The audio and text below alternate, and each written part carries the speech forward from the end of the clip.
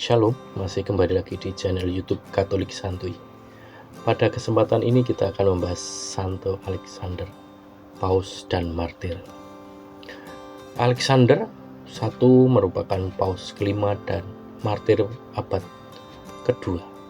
Ia menjabat sebagai uskup Roma dari tahun 105 sampai dengan 115.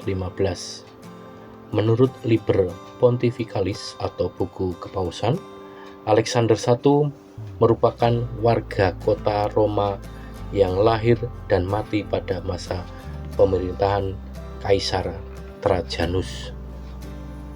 Alexander menaruh perhatian pada liturgi gereja, Qui praede quam pater retur, yang sehari sebelum ia menderita.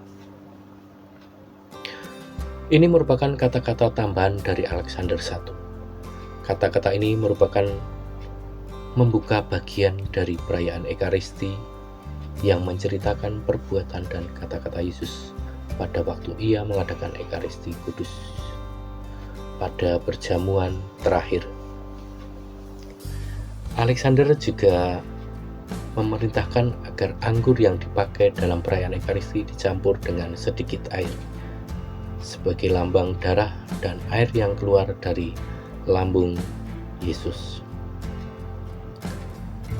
Selain itu, Alexander juga mengesahkan praktik pemberkatan rumah dengan air suci.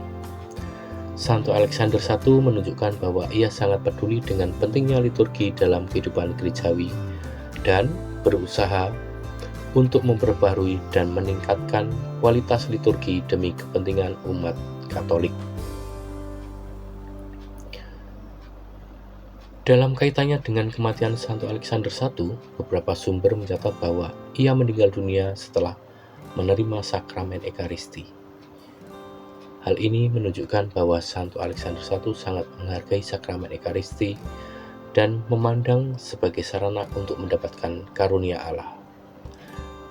Dalam peringatan Santo Alexander I, kita dapat belajar tentang pentingnya liturgi dalam kehidupan gerejawi dan perlunya memperbaharui dan meningkatkan kualitas liturgi demi kepentingan umat Katolik. Pada tahun 115, Alexander dihukum dengan cara dipenggal kepalanya bersama dengan orang imam. Kisah Santo Alexander I menunjukkan bahwa keberanian dalam menentang kepentingan pemerintah.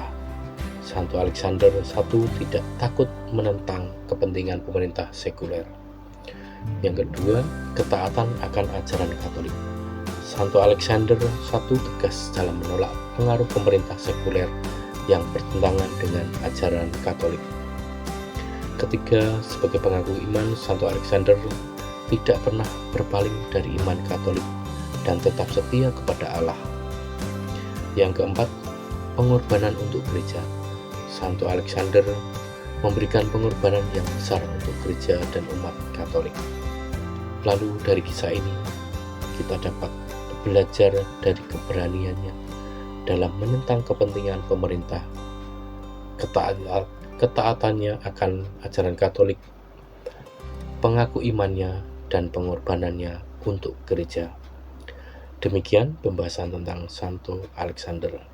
Semoga dapat menambah wawasan kita akan santo-santo santa di dalam gereja Katolik. Berkat Tuhan selalu menyertai kita. Berkat dalam.